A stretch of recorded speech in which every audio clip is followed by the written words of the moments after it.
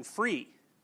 So, now, Jung believed that the shadow is something that kind of comes apart when you face it. So, it's a blurry black mass in a sense before you start to differentiate it.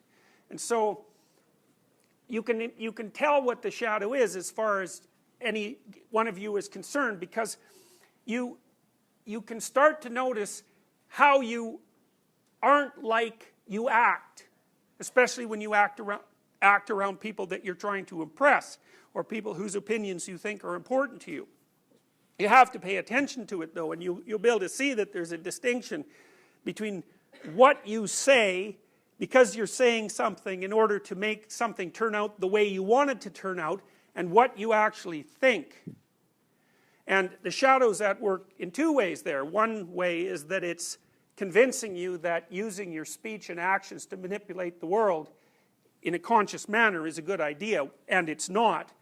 And the second is that you'll see that there are counter thoughts to what you think. So if you, for example, if you find yourself in the position of being too nice to someone, maybe it's a boss, for example, who's a bit of a tyrant, you know, and you don't feel that you're in a position to say anything in your own defense against his or her bullying tactics.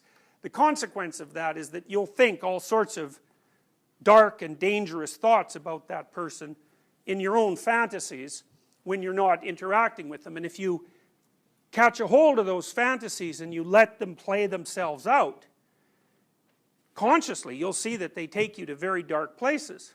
Now, or at least to places that you regard as very dark. So, Jung's notion essentially is that when you start to uncover those elements of yourself that don't fit comfortably within your ideas about yourself, is that you discover things about yourself that are also potentially very useful.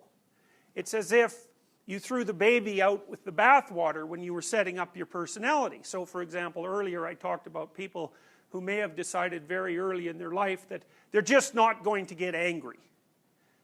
It's like, well, it's not necessarily something that you want to throw away. It might instead be something that you want to bring within the realm of your personality so that it can express itself consciously and in an articulated manner.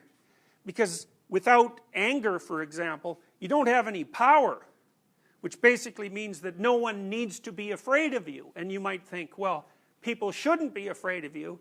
And then a Jungian might ask, well, what in the world would ever lead you to believe that? I mean,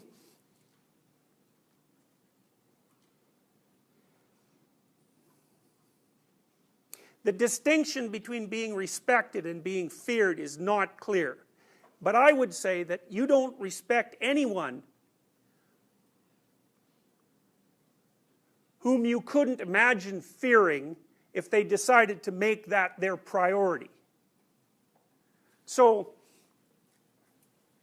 without the capacity for aggression, you're not going to get any respect. That doesn't mean that people have to fear you, but it does mean that you have to incorporate your capacity for aggression enough so that they would fear you if you wanted them to. And if you think about it, that makes a lot more sense from a moral perspective than the argument that you should be nice to everyone. Because if you're nice to everyone because you don't have any choice, because you're weak and ineffectual and harmless, then that's not a virtue. That's just, you just can't do anything else. You're harmless by default. And harmless and virtuous are by no means the same thing. If, by contrast, you're capable of causing all sorts of terrible trouble, and you know it, and you know how, and then you decide not to do it because you can carefully articulate a different route, well, then you have the possibility of virtue. Because without the capacity to sin, so to speak, there's no virtue in not doing it. So, if you're a young man who feels that sleeping around is wrong, but never has the opportunity to do it, then you can hardly attribute that to your virtue. So a good Jungian would say, well, you're just making a virtue out of a vice. It's just rationalization. It has nothing to do with virtue.